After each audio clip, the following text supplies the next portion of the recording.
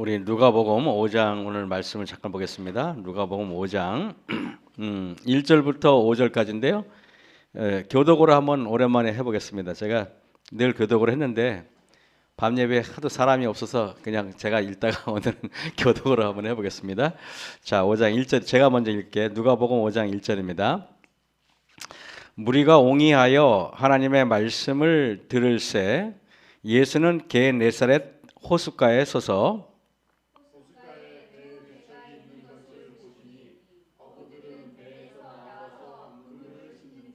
예수께서 한 배에 오르시니 그 배는 시몬의 배라. 육지에서 조금 뛰기를 청하시고 앉으사 배에서 무리를 가르치시더니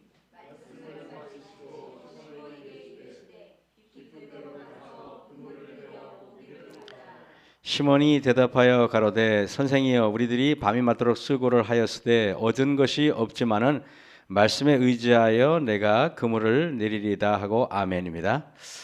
네, 오늘 제가 정말 좋아하는 찬미를 오랜만에 불렀는데 우리 또 반주자가 있어서 얼마나 오늘 좋은지 모르겠습니다.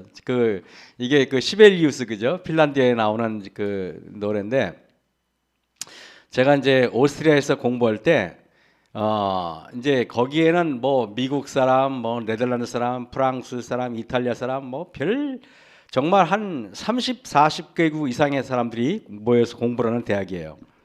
근데 거기서 제가 너무 놀란 게 가장 한국적이고 정서가 똑같은 나라가 어디냐면 핀란드 사람들이에요. 진짜예요. 제가 여러분 깜짝 놀랐어요. 머리는 다 금발이에요. 그리고 생긴 거는 우리와 전혀 다른데 정서가 너무 똑같아요. 그래서 제가 이 인간들은 옛날에 내가 봤던 친구 같은 느낌이 들었어요. 진짜로 어떻게 이렇게 정서가 같을까? 제가 진짜 깜짝 놀랐어요. 핀란드 다음으로 정서가 비슷한 사람이 누구냐면 헝가리 사람들이에요. 헝가리. 그 왜 그러냐고 알아봤더니 제 느낌이 이상해서 한번 알아봤어요. 그랬더니 그 핀란드하고 헝가리는 아시아에서 넘어온 민족이라 그러더라고요. 진짜로. 그래서 제가 여러분 루마니아는 저쪽에 있잖아요. 흑해 쪽에 있잖아요. 그죠? 근데 루마니아는 그 언어가 이 프랑스나 이탈리아하고 비슷해요. 그 왜 그랬더니 라틴 민족이라는 거예요. 희한하죠? 전혀 동떨어져 사는데, 그래가지고 그 루마니아 사람들을 보면은 이탈리아나 프랑스 사람처럼 굉장히 기질이 스페인 사람처럼 다혈질이 많아요. 예. 그리고 유고슬라비아는 또 희한해요. 유고슬라비아는 러시아하고 또 슬라브 계통이에요. 또 이 민족이 같아요. 그래서 제가 거기 그 오스트리아에서 있으면서 사람들 딱 보잖아요. 그러면은 몇 번 얼굴 보면은 대충 맞출 수 있어요. 이게 루마니아인인지 이게 체코인인지 진짜로요. 좀 달라요, 조금씩. 예. 그때 우리 처남이 저보고 이제 한번 쭈리공에서 나보고 뭐라 했는지 알아요? 매형, 우리 한번 어떤 인간이 한국 사람인지 일본 사람인지 중국 사람인지 맞춰볼까 그러는 거예요. 그래서 내가 어떻게 그래? 그랬더니 나는 못 맞췄더니 처남은 정확히 맞춰요. 그랬더니 왜 그랬더니 딱 봐가지고 제일 이렇게 좀 날카롭고 예리하게 생기고 좀 이렇게 사납게 생기면 다 한국 사람이래요. 진짜로. 네, 실제로. 우리 처남 얘기해요. 그리고 보면 우리 한국 사람들이 이게 살아가려면 이렇게 독종으로 아니면 못 살아가니까 그런 것 같아요. 실제로. 예, 그런 얘기를 저한테 해서 죄송합니다. 이렇게 밤 예배 이렇게 오랜만에 많이 오셨는데 좋은 말을 해야 되는데 한국 사람 못 듣다 그러고 이게 그렇습니다. 우리 처남을 욕하시기 바랍니다. 자, 오늘은 제가 실패한 때에 찾아오시는 예수님이라는 제목으로 말씀드리겠습니다. 여기에 1절입니다. 우리가 옹이하여 하나님의 말씀을 들을새 예수는 게네사렛 호숫가에. 여러분, 게네사렛 호숫가라는 말은 이 갈릴리 바다는요 여러 이름이 있어요. 우리가 잘 아는 것처럼 갈릴리 바다, 또 그죠? 게네사렛, 또 뭐라 그래요? 또 디베리아 맑은 바다, 뭐 여러 이름이 있어요. 여러 이름이 있는데 그만큼 갈릴리 바다는 이스라엘 사람들한테 매우 중요한 위치를 차지하기 때문에 다양한 이름이 존재하는 것입니다. 근데 여기 보니까 호숫가에 두 배가 있는 것을 보시니 어부들은 배에서 나와서 그물을 싣는지라. 자, 어부들이 이제 배에서 나와서 그물을 싣는데 거기에 이 보면은 이제 베드로도 거기 있었고요. 예, 그리고 아마 여기에 베드로, 야고보, 요한 이 세 명의 제자가 부르는 그 예수님이 기둥과 같이 사용할 제자들이 여기 있었어요. 근데 여기에 보니까 여기 그 한번 보세요. 어디를 보시냐면은 그 5절입니다. 시몬이 대답하여 가로되 선생이여 우리들이라고 보니까 그 친구들이죠. 베드로 친구들이죠. 우리들이 밤이 맞도록 수고를 하였을 때 얻은 것이 하나도 없지만은 야, 여러분 밤새도록 물고기 잡았는데 한 마리도 못 잡았다고 생각해 보세요. 제가요, 여러분 이렇게 월급을 타시는 분들은 인생의 긴장감이 자영업을 하시는 분에 비해서 덜해요. 제가 월급도 타봤고 지금 자영업도 하기 때문에 자신 있게 말할 수 있어요. 아마 여기에 이렇게 직장에 다니시는 분들은 그 직장에서 나오는 월급을 따박따박 타면 되니까 별 부담이 없는데 저 같은 사람들, 우리 하태웅 장로님 같은 분들은 달라요. 또 우리 윤승호 장로님 같은 분들은 달라요. 왜냐하면은 이게 그 모든 게 사람이 주문이 들어오고 아니면 이렇게 오는 거에 따라서 전혀 달라기 때문에, 그죠? 그렇기 때문에 제가 만약에 자영업을 안 한다면은 김영순 지사님이나 하태웅 장로님의 마음을 잘 이해를 못할 수도 있어요. 근데 제가요 이렇게 어느 날은 주문이 안 오고 그러면 마음이 이렇게 조바심이 생겨요. 이렇게 이거 어떻게 된 일이지? 이런 생각이 생겨요. 근데 여러분 생각해 보세요. 어부한테 물고기는 생계예요. 근데 밤새도록 물고기를 한 마리도 못 잡았어요. 베드로가요 배를 띄웠는데 물고기를 한 마리도 못 잡았을 때 어떤 마음일까요? 저는 그가 생사에 굉장히 두려움을 느꼈을 거라고 저는 생각을 해요. 그죠? 두려움을 안 느끼겠습니까? 그리고 여러분 생각해 보세요. 배를 띄우려면 배가 그냥 지금이야 뭐 기름을 가지고 옛날에도 뭐 기름은 아니었겠지만은 어쨌든 한번 움직이면은 다 돈이잖아요. 그죠? 네. 그런데 자, 한 마리도 못 잡고 이제 아침에 어부들은 배에서 나와서 그물을 씻어요. 그물을 씻을 때 그들의 마음은 어떨까요? 근데 자, 여기 예수님께서 한 배에 오르시니 그 배는 시몬의 배라. 그래서 예수님이 부탁을 했겠죠. 야, 네 배를 좀 띄워라. 그래서 내가 설교를 할 수 있게.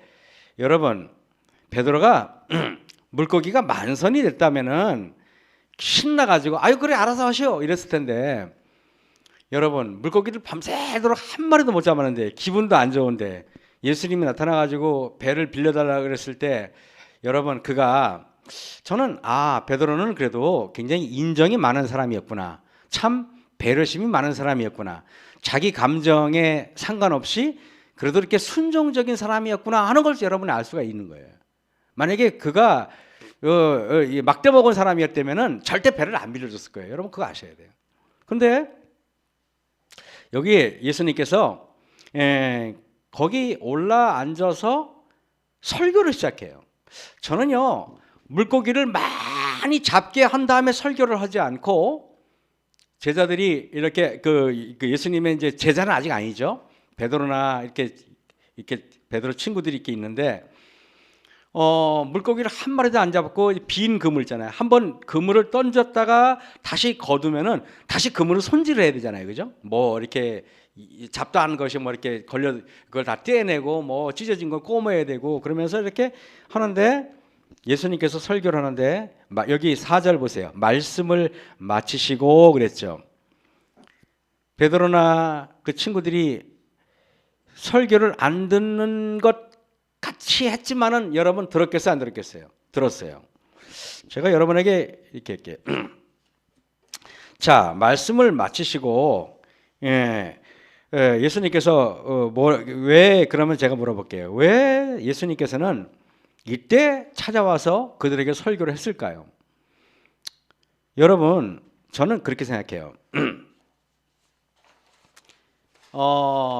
제가 여러분들한테 이제 이런 말을 드리면 어떨지 모르겠는데, 예수님이 처음에 산상수훈에서 한 얘기가 뭔지 아십니까? 맨 처음에 선포한 얘기가 심령이 가난한 자는 복이 있나니 천국이 저희 것이며 그랬어요.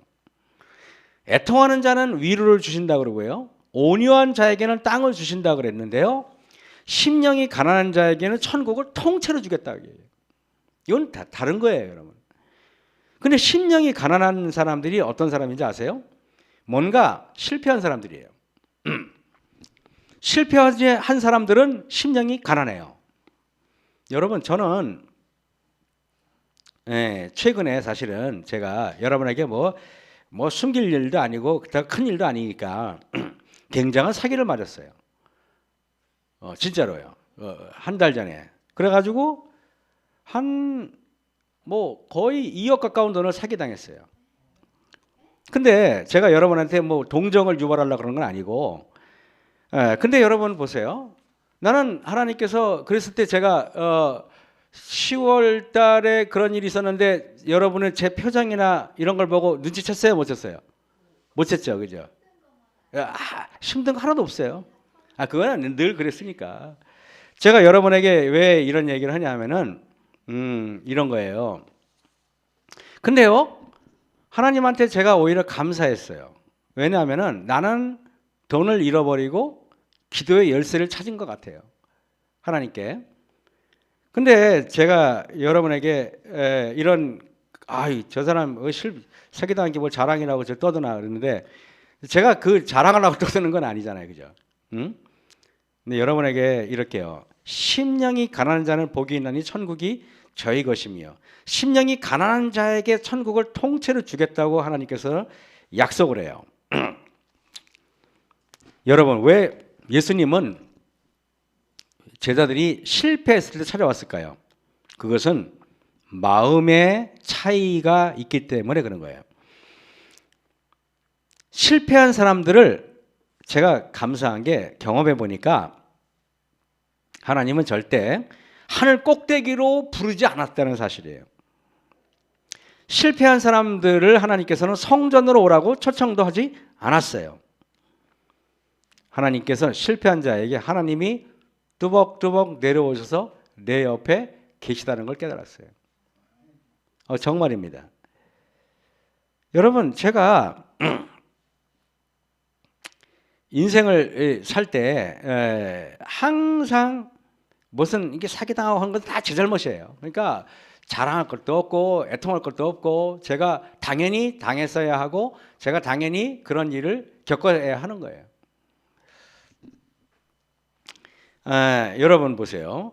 심령이 가난한 자는 복이 있나니. 저는 이렇게 신앙은 일어난 사건에 대해서 의미를 찾게 만들어져요. 엄청난 일을 당하고 나서 초연해지는 건 사실 쉽지 않아요. 진짜로. 그게 쉬운 게 아닙니다. 여러분 시편 107편을 잠깐 보세요. 시편 107편.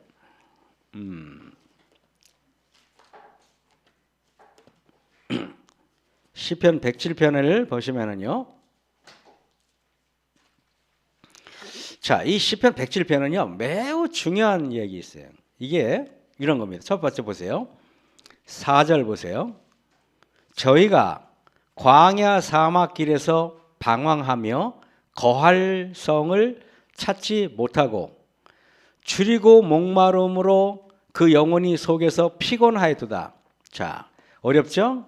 여러분, 줄이고 목마르고 광야에서 먹을 것도 없고 아무것도 없어요. 그럴 때 항상 사람들은 보세요. 이에 저희가 그 근심 중에 여호와께 부르짖음에 그러면 하나님은요 고통에서 건져줘요. 희한하게, 그죠? 건져줘요. 자, 그러면요 또 인간은요 건져주고 또 잘 되잖아요. 그럼 또 교만해집니다. 그러면요 다시 보세요. 또 교만해지잖아요. 그래 여기 9절에 보세요. 저가 사모하는 영혼을 만족해 하시며 줄인 영혼에게 좋은 것으로 채워줘요. 그러면 인간은 또 뭐예요? 또 교만해져. 그러면 10절에 보세요. 사람이 흑암과 사망의 그늘에 앉으며 곤고와 쇠사슬에 매임은 하나님의 말씀을 거역하며 지존자의 뜻을 멸시함이라. 또 거역하고, 그죠? 그러므로 수고로 저희 마음을 또 낮추고 저희가 엎드려져도 돕는 자가 없었도다. 이에 저희가 또 근심하고 또 여호와께 부르짖으며 그 고통에서 또 하나님은, 그러면 부르짖으면 하나님을 또 고쳐주고 또 이렇게 세워줘요. 그죠? 그러면 14절에 보세요. 흑암과 사망의 그늘에서 인도하여 내시고 그 얽은 줄을 끊으셨도다. 또 끊어줘요, 하나님의. 자, 이렇게 여기 또 그러면 또 다시 또 이제 보면은 또 이제 잘 되면은 또 교만해집니다. 그러면 또 17절 보세요. 미련한 자는 저희 범사와 죄악의 연고로 곤난을 당하며 저희 혼이 각종 실물을 싫어하며 사망의 문에 가깝도다. 그 사망의 문에 가까우면 또 근심 중에 또 여호와께 부르짖음에 그 고통에서 구원하시대. 여러분, 이게 가만히 보세요. 여기에 경제적인 문제, 그죠? 건강적인 문제, 이런 문제 저런 문제가 다 들어가 있죠. 이게 인생의 사이클이에요. 결국에는 또 보세요. 25절에 보세요. 여호와께서 23절에 선척을 바다에 띄우며 큰 물에서 영업하는 자는 여호와의 행사와 그 기사를 바다에서 보나니 그랬어요. 여러분, 바다에서 여러분 그 배를 타고 갔을 때 고난을 한번 죽을 고비를 넘겨보신 분 있습니까? 있어요? 장로님 있습니까? 예, 제가 그 서석교회 다녀올 때인데 교인들하고 속초 바닷가에 놀러 갔어요. 근데 그때 바다가 굉장히 바람이 드세서 선장들은 배를 못 띄운다고 얘기했어요. 우리가 예약을 했지만은. 근데 못 띄운다고 얘기를 했는데 제가 강권했을 것 같아요? 아니면 순순히 뒤로 물러났을 것 같아요? 그때 저는 굉장히 혈기가 왕성했습니다. 지금도 이 모양인데. 그래서 제가 선장을 거의 반이 협박하다시피 해서 배를 띄웠어요. 그래가지고 배를 딱 탔는데 전교인이 다 그 배에 탔어요. 근데 한참 1km쯤 나가는데 이 배가 이게 그러니까 제일 여러분 근데요, 배가 상당히 위급하면은 선장의 얼굴을 봐요. 선장이 얼굴이 편안하면은 별거 아니에요. 그래 안 그래요? 맞잖아요, 그죠? 근데 선장이 얼굴이 당황하는 기색이 역력한 거야. 그 선장 표정은 내가 그 목사 때문에 내가 죽게 됐다 이런 표정인 거예요. 그래서 이게 나 때문에 이거 전교인 몽땅 다 수상시키게, 근데 이게 큰일 난 거예요. 제가 혼자 큰일 났어. 나 혼자 타고 가다가 죽으면 괜찮은데 이거 연합회 소문 날 일이잖아요, 이거. 동전 앞에 서석교 목사가 교인들 끌고 가가지고 몽땅 다 배 사고 났다 그러면은 이게 큰일이잖아요. 그래 안 그래요? 야, 이 생각이 만감하는데 우리 교인들 보니까요, 이렇게 뱃머리에 이미 물이 벌써 들어오고요, 옷이 다 젖고요, 여기저기 아우성이 나고요, 비명을 지르고요, 난리가 난 거예요. 제가 아마 기도를 지금까지 그렇게 했으면 아마 지금 많이 변화됐을 겁니다. 엄청 기도했어요, 하나님한테. 하나님 살려달라고 막 제가. 왜냐하면은 교인들 다 죽게 생겼으니 큰일 난 거예요, 이게. 거기에 거의 또 그날은 또 교인들이 거의 대부분 다 참석했어요. 서석 교인들 몰살시킬 뻔한 거예요, 제가. 그래서 제가 하나님 살려달라고 막 그냥 간구하고 막 그랬는데 그 선장이 놀라서 더 이상 나가지 않고 배를 돌려서 오는데 안 죽고 무사히 도착했어요.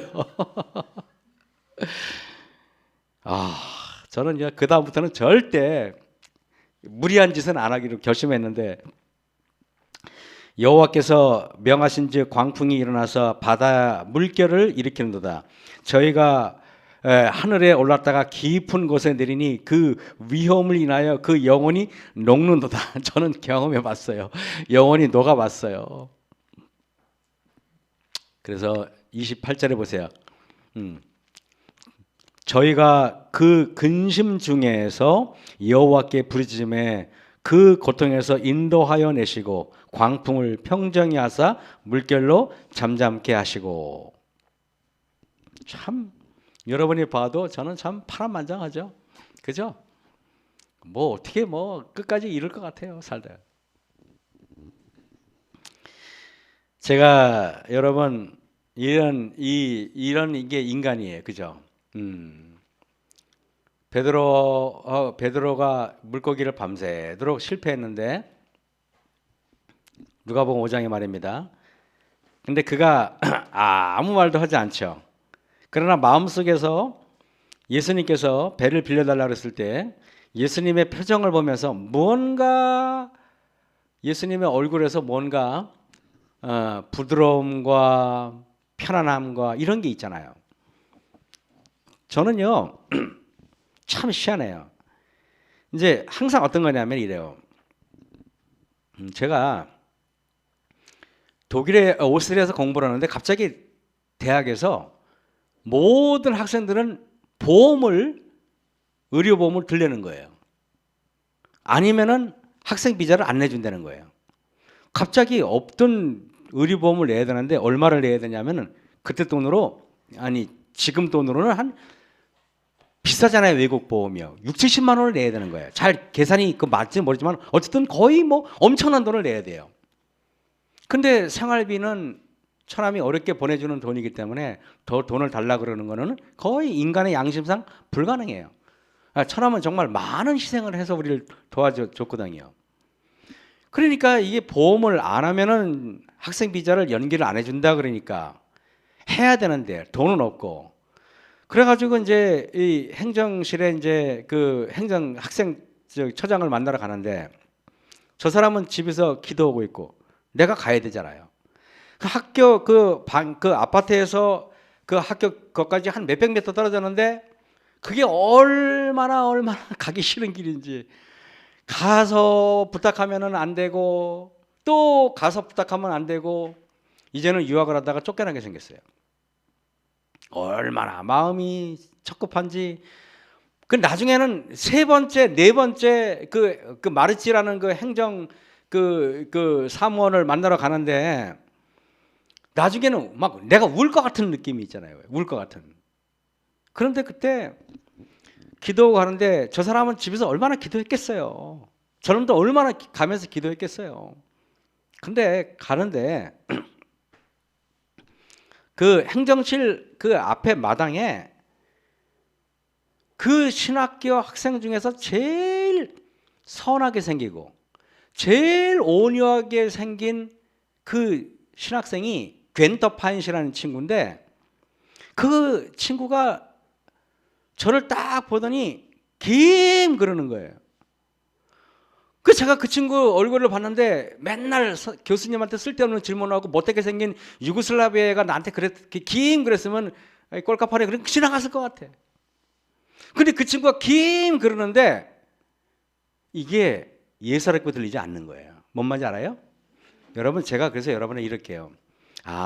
평소에 내가 어떠한 얼굴을 하고 있고 어떠한 인상을 가졌는지가 얼마나 중요한지 아세요? 에? 그 친구 얼굴에서 나는 편안함을 느꼈고 내 이 문제가 해결될 수 있는 느낌을 받은 거예요. 진짜로. 근데 얼마 전에 저 사람하고 그런 얘기를 했어요. 내가.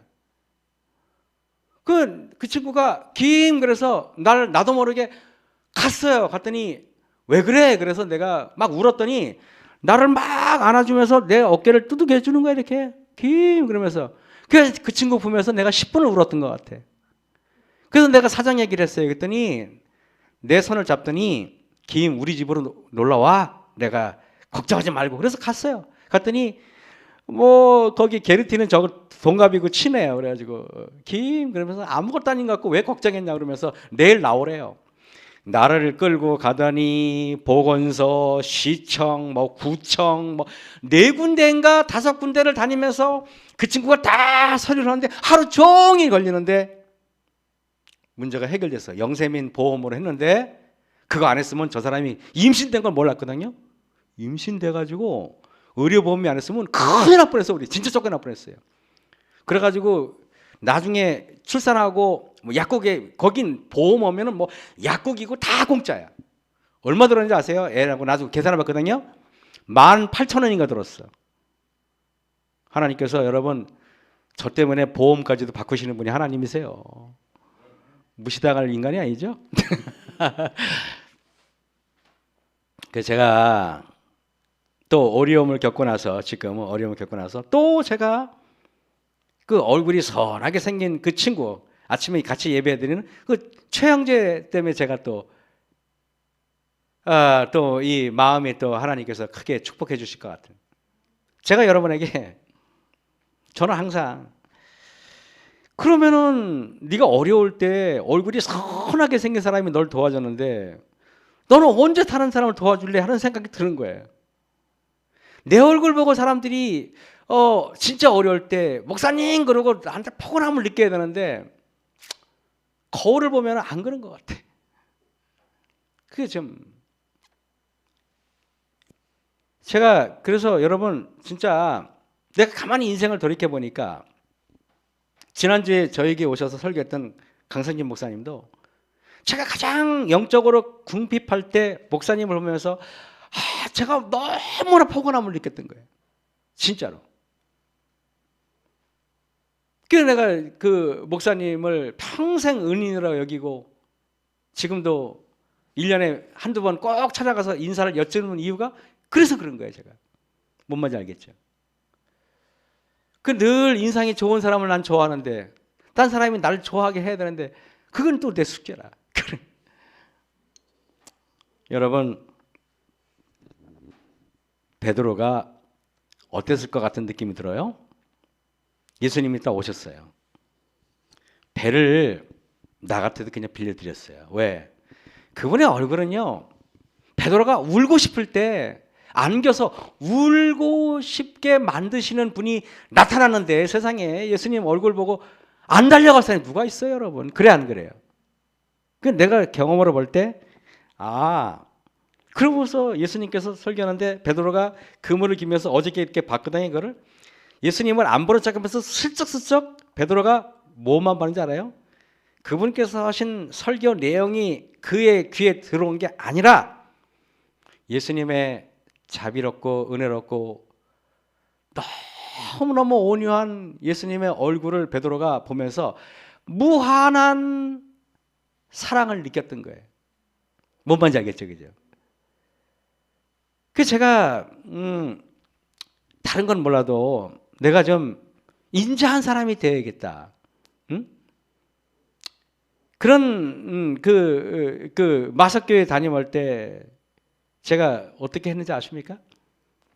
교회에 속으로 팔라고 교회를 정말 강하게 교회를 푸시했어요. 속으로 파고 새벽기도 하고 진짜 열심히 했어요. 근데 지금 돌아보면은 내 인생이 부드러워지고 내 인생이 편안해지는 그런 모습은 아니었던 것 같아요. 열심히는 했어요. 교회가 정말 아주 그냥 폭발적인 성장을 했어요. 근데 이런 성경 구절이 떠오르죠. 응? 남은 전도해가지고 구원받게 하고 네 영혼은 구원 못 받는 그런 느낌을 제가 받은 거예요. 그래서 제가 이걸 보면서 말씀을 마치시고 베드로가 예수님의 얼굴 속에서 뭘 깨달은지 아세요? 어떻게 저분은 우리와 전혀 다르고 어떻게 죄라고는 흔적도 안 보이는 저런 표정을 갖고 계실까? 라고 생각을 했을 겁니다. 빌라도가요, 예수님께서 이렇게 폭도들에 의하여 이끌려 오셨을 때 그때 빌라도가 새벽에 그 법정으로 새벽에 사람들이 몰려오는데 짜증이 나는 거예요. 왠지 아세요, 여러분? 관공서는 보통 9시에 돼 문을 열잖아요. 그래 안 그래요, 여러분? 그렇잖아요. 근데 새벽 뭐 5시, 6시 몇 시인지 잘 모르겠는데 새벽 대바람부터 와가지고 난리치면은 짜증이 안 나겠어요, 여러분 같으면은? 응? 그러니까 뭐 판결을 해달라는 거죠. 그러니까 이 빌라도는 옷을 대충 입고 눈곱도 이렇게 하면서 나오면서 진짜 걔 당장 야 죽여 이러려고 나온 거예요. 사실은요. 알아서 해. 너희들이 죽이든지 살리든지 알아서 해. 그렇게 나온 거예요. 근데 빌라도가 예수님께서 폭도들에 이끌려 오셨는데 빌라도가 그 새벽에 예수님을 딱 얼굴을 보는데 깜짝 놀란 거예요. 왠지 알아요? 한 번도 본 적이 없는 온유하고 정말 인간이 일상적으로 만날 수 없는 거룩한 분이 자기 앞에 딱 있을 때 빌라도가 너무 놀래가지고 잠이 확 깨버린 거예요. 그래서 여러분 마태복음에 나오잖아요. 빌라도가 예수님을 살리려고 갖진 애를 쓰죠, 그죠? 그래서 그랬던 거예요. 근데 여러분 이걸 아셔야 돼요. 근데 하나님의 말씀도 모르는 그 무지몽매한 성경에 대해서 전혀 관심이 없는 사람조차도 예수님의 얼굴을 보고 그렇게 놀라는데 왜 바리새인들과 유대인들은 예수님의 그런 거룩한 모습을 보고 놀라지 않았을까? 그건 여러분 의에 줄이고 목마른 심령이 전혀 없고 내가 의롭다는 생각에 쌓여 있는 사람들에게는 예수님의 놀랍고 그런 거룩한 얼굴을 전혀 알아볼 수 없다는 걸 여러분 아셔야 돼요. 그래서 재림교회 오래 다녔는데 내가 말씀으로 변화되지 않은 사람 있잖아요. 그래가지고 여기 보면은요 있잖아요. 저는 장로님 중에 이런 분들이 진짜 난 두려워요. 왜 우리 있잖아요. 보통 진짜 그 겸손한 장로님들은 전도사라도 나이가 자기 아들뻘 손자뻘밖에 안 돼도 전도사님 그러시잖아요. 근데 어떤 장로님들은요 이래요. 에휴, 황명관이가 뭐 김대성이가 이런 사람이 있어요. 저는 그런 걸 보면서 깜짝 놀래요. 어떻게 뭐 김이라니까는 괜찮아요. 그거는 뭐 나야 뭐. 근데 제가 그래서 그 목사님들을 그렇게 막 이렇게 하는 거 볼 때 두렵다는 생각이 들어요. 저런 분들은 예수님이 오셨을 때도 어떻게 말할지는 뻔한 거예요. 뭔 말인지 알겠습니까? 뭐 황명관이가 이런 사람은 예수님을 그럼 거룩하게 볼 것 같아요? 그분은 이미 양심에 화인 맞은 사람이에요. 제가 얘기할게요. 그렇게 목사님의 성함을 불러서 그분이 화인 맞은 게 아니라 화인 맞았기 때문에 그렇게 교만하게 목사님들을 호칭하는 거예요. 제가 우리 교회에서는 한 번도 그런 적이 없지만 남원지교회 담임할 때나 마석교회 담임할 때는 장로님들한테 제가 특별 부탁합니다. 여러분 우리 교회에 있는 전도사님들한테 우리 교회에 있는 부목사님들한테 절대 함부로 이렇게 반말을 쓰지 말라고 내가 부탁합니다. 그게 목회자가 대단해서가 아니라 하나님의 말씀을 대언하는 사람이기 때문에 그런 거예요. 만약에 그런 게 무너지면 교회는 엉망진창이 됩니다.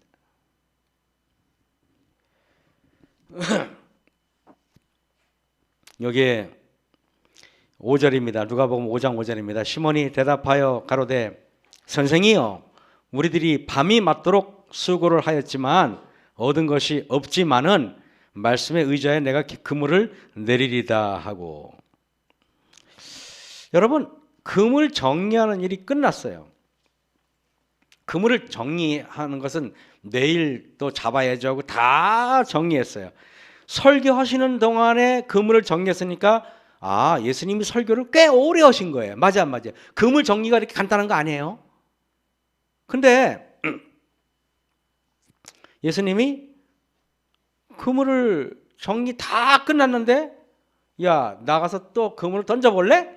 이거는요 여러분 어부들한테는요 이거 굉장히 이게 예수님의 말씀을 전적으로 순종하지 않는다면 이게 불가능한 일이에요. 아시겠지? 무슨 말인지 알죠? 제가 여러분 참 제가 이거 보면서 이래요. 하나님이 창조하신 모든 피조물 가운데 하나님을 가장 많이 닮은 사물이 그게 바로 인간의 영혼이에요.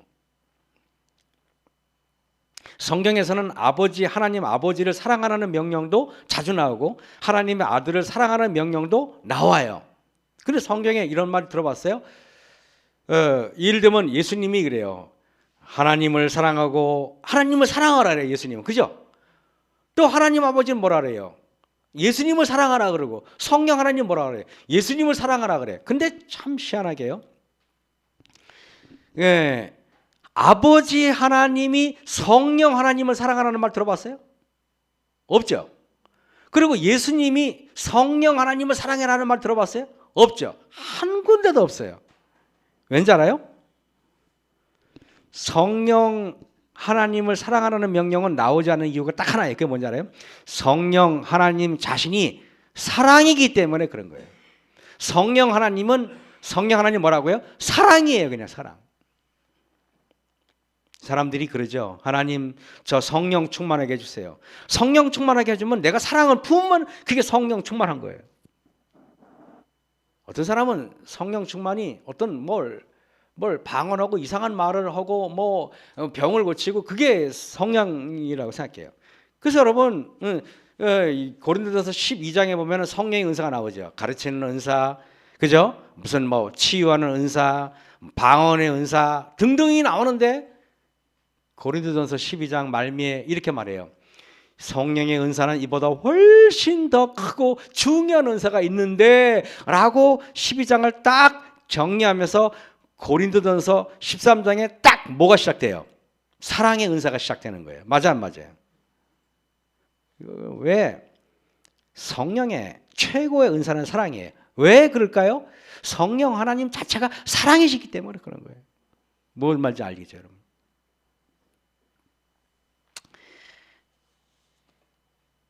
여러분 성령께서 우리 마음에 이렇게 계시면은 우리는 놀라운 마음의 평안과 사랑이 우리 속에 이렇게 뿜어져 나오게 돼 있어요.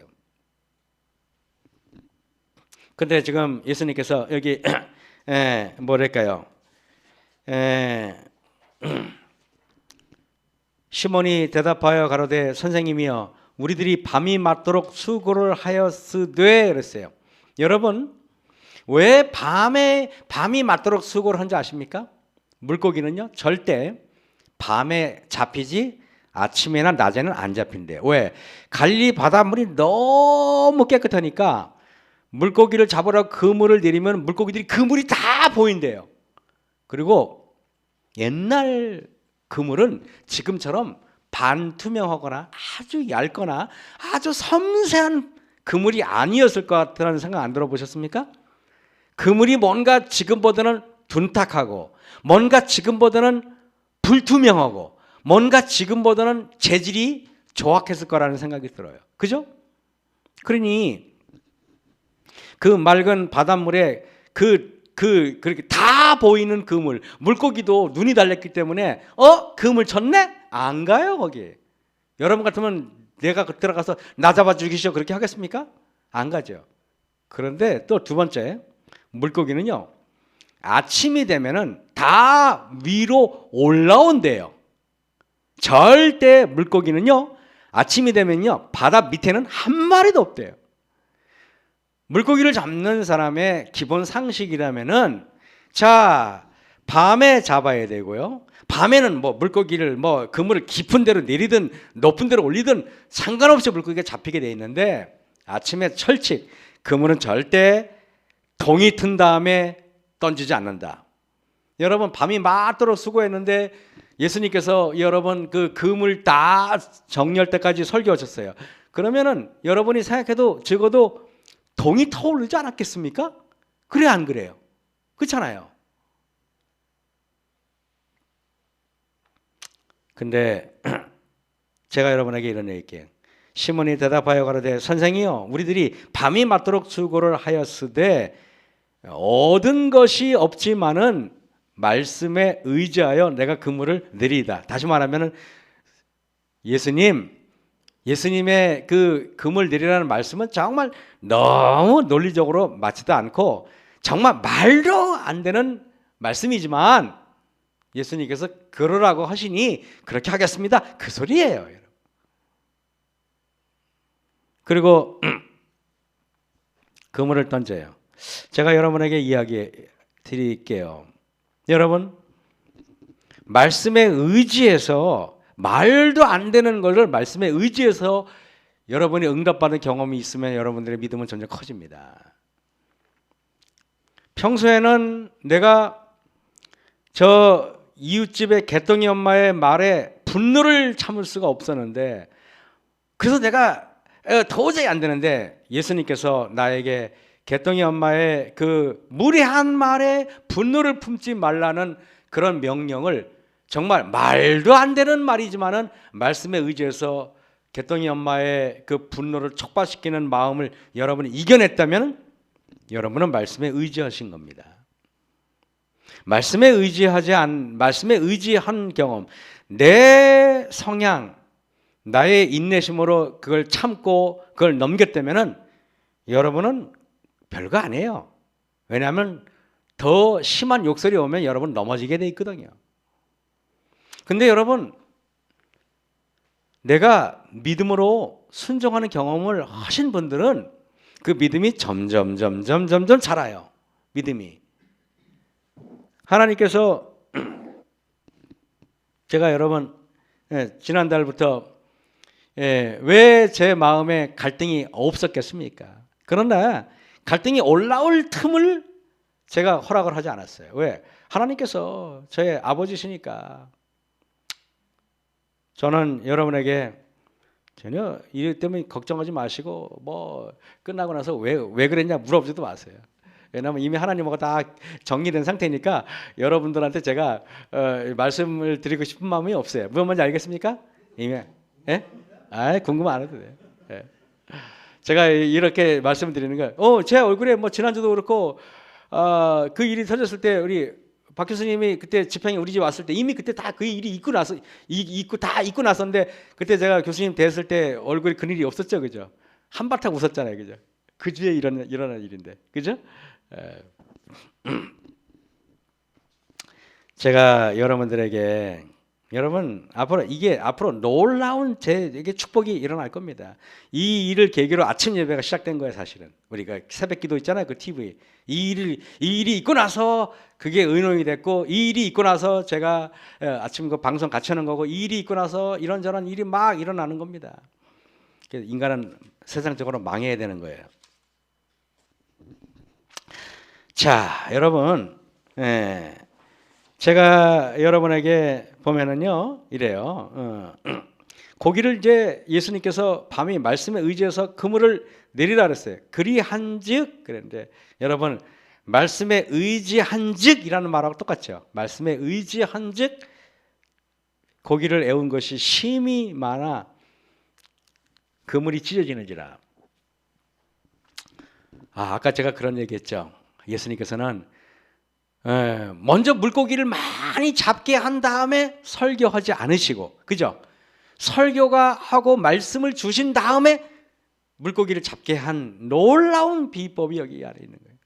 내가 만약에 예수님이 어떤 분인지, 내가 정말 갈급하고 실패했을 때 마음속에 예수님을 영접하는 그 마음이 강하잖아요. 그래 안 그래요? 만약에 베드로가 그 마음에 갈급했을 때 영적인 채워짐보다는 먼저 물고기부터 많이 잡혔다면은 저분 나 동업자로 내 물고기를 잡아주는 도구로만 예수님을 섬겼을 거예요. 여러분 절대 그러면 안 돼요. 내가 사기 맞은 그 잔고를 채우는 도구로 예수님을 사용하면 안 된단 말이에요. 명심하셔야 돼요. 절대 그러면 안 돼요. 절대. 그러면 나는 잔고가 채워지면 또 다시 나는 교만해져요. 또 다시 나는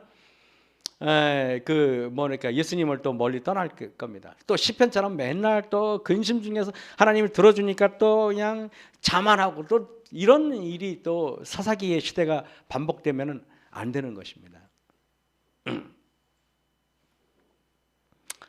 베드로가 예수님께서 그물을 기으면서 안 듣는 척하면서 그분의 말씀을 들었는데 안 듣는 척하면서 그분의 안 보는 척하면서 얼굴을 쳐다봤단 말이에요. 그리고 나서 이 베드로가 보세요. 6절 8절에 시몬 베드로가 이를 보고 예수의 무릎 아래 엎드려 가로되 주여 나를 떠나소서 나는 죄인으로서이다 하니. 여러분 물고기가 많이 잡혔는데 예수님의 얼굴을 보면서 베드로가 하나 깨달은 게 있어요. 뭔지 아세요? 물고기가 많이 잡힌 것보다 훨씬 소중한 게 있다는 걸 깨달은 거예요. 그러니까 사기당한 돈보다 훨씬 중요한 것을 깨달고 그거를 만졌다면은 그 다른 모든 것들은 근심의 걱정이 거리가 아닌 것을 여러분 아셔야 돼요. 제가 베드로의 오늘 이 설교를 준비하면서 많이 준비했잖아요. 그렇죠? 설교 준비하면서 만약에 베드로가 그때 예수님을 깨닫지 못하고 만선을 하였더라면 아마 의기양양해서 이 동네 저 동네 다니면서 내가 말이야 오늘 무용담을 아마 늘어났을 거라고 생각합니다. 내가 이러니까 물고기 잡혔다 이러면서. 그러나 예수님께서는요 그의 그 성공 전에 그의 심령이 가난한 마음에 예수님의 말씀으로 그를 채웠어요. 저는 주여 죄인으로서이다. 우리가 저는 시대서방을 보고 여러분의 말씀을 보면서 여러분이 그랬으면 좋겠어요. 저한테도 예수님의 모습을 보고 내가 죄인인 것을 깨닫는다는 것은 이게 모든 회심하는 단계의 시작이에요. 내가 이제 여러분 보세요. 이게 이 참여 보세요. 주여 나를 떠나서서 나는 죄인으로서이다.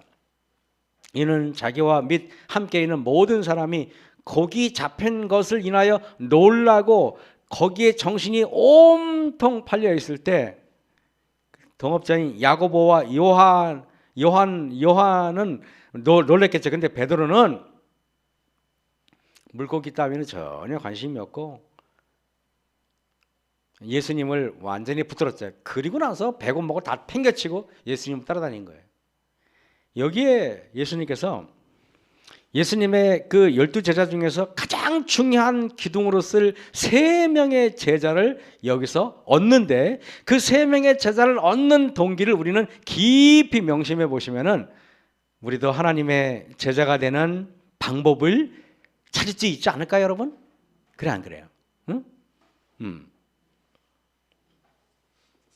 신앙의 첫 출발은요. 원래 어떻게 시작되나 아세요? 5장 10절 보세요. 5장 10절에 세베대의 아들로서 시몬의 동업자인 야고보와 요한도 놀랐습니다. 예수께서 시몬에게 일러 가라사대 무서워 말라. 이제후로는 네가 사람을 취하리라. 여러분 신앙의 첫 출발은요 하나님을 향한 사랑이 아니라 사실은 주님을 향한 경외심에서 올라오는 두려움이라는 사실 아십니까? 신앙의 강력한 시작은 하나님을 향한 두려움과 경외심에서 시작돼야 돼요. 거기서부터 올바른 신앙의 출발점이 거기서부터 나와요. 하나님을 깔보고 우습게 보는 사람은 성도도 아닙니다. 우리는 언제부터인가 교회 다니는 예배에 참석하고 하는 것들이 너무 하나님을 경홀히 여기는 감이 없잖아 있는 것 같아요. 금요일 날 우리가 안식일 날 시작되는데 금요일 안식일이 이제 더 이상 우리 백성들에게는 그렇게 경외감을 느끼는 날이 아니에요. 안식일이 이렇게 사람들에게 무시당해도 되는 날인가? 마음대로 집에서 모이기를 패하고 집에서 자기 마음대로 그냥 뭐 방송 하나 뚝하니 틀어놓고 예배 드렸다고 그렇게 하기에는 너무 하나님이 위대하잖아요. 그죠? 나는 그게 너무 안타까워 죽겠어. 그 때로는 요즘에 유튜브가 사람들에게 너무 우리 예배에 대해서 너무 우습게 알고 너무 가볍게 여기는 그런 도구가 되지 않았나라는 생각이 들 때가 있어요. 빌립보서 2장 12절에 그러므로 나의 사랑하는 자들아 너희가 나 있을 때뿐 아니라 더욱 지금 나 없을 때에도 항상 복종하여 두렵고 떨림으로 너희 구원을 이루라 그랬어요. 그죠? 오늘 시간을 많이 제가 오늘 많이 오늘 너무 늦게 죄송합니다. 빨리 끝내야 되는데 다 끝내겠습니다. 이제 저는 여러분에게 이래요. 어떤 사람이 미국에서 슈퍼볼에 당첨돼 가지고 어떤 여자 아주머니인데 뭐 8천억인가에 당첨이 됐대요. 이거는 그 확률이 2억 9천만 분의 1. 이건 어떤 거냐면 앉은 자리에서 8번 벼락을 맞을 확률이래요. 근데 이분이 2억 9천만 원 아니 그 8억 4천만 원에 당첨됐는데 세금을 40% 제하니까 5천억 원 이상의 돈을 찾아갔다고 얘기합니다. 이거를 인생 역전이라고 불러요. 여러분에게 여쭤볼게요. 여러분이 절대 아니겠지요? 정말 이것이 인생 역전일까요? 근데 저는 이렇게 할게요. 잘못된 인생의 목적지를 향해 잘못된 길을 가고 있는데 비행기 비즈니스석으로 가나 이코노미스트인가요? 무식해 그죠? 그걸로 가나 뭐가 달라요? 그래 안 그래요? 1등석으로 내가 죽음의 길을 1등석으로 가나 3등석으로 가나 그게 무슨 큰 문제겠습니까? 제가 생각하는 인생 역전은 잘못된 목적지를 수정해서 생명의 길로 가는 게 그게 인생의 역전 아닌가요? 그죠? 저는 그렇게 생각해요. 베드로 그에게 실패했을 때 찾아오신 예수님은 인생 역전이었어요. 너무 멋져요. 그죠? 그래서 어쩌면은 저한테 인생 역전은 이런저런 실패가 저한테 인생 역전이에요. 막 가다가도 교만해지만 하나님께서 교만 못하게 이렇게 해주시잖아요. 얼마나 감사해요.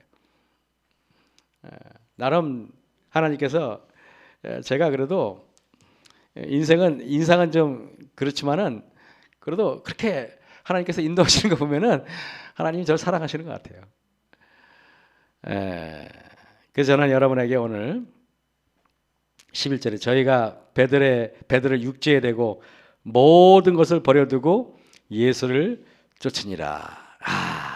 아름답죠 여러분? 모든 걸 버려두고 물고기 관심 없어요. 아마 그때 배가 막 침몰할 정도로 많이 잡힌 물고기는 베드로는 한 마리도 안 가졌어요. 동네 사람 다 가져가시오. 그리고 그 앞에 계신 예수님을 꽉 붙들었죠. 그에게 그것이 모든 것이었고 그것이 전부였습니다.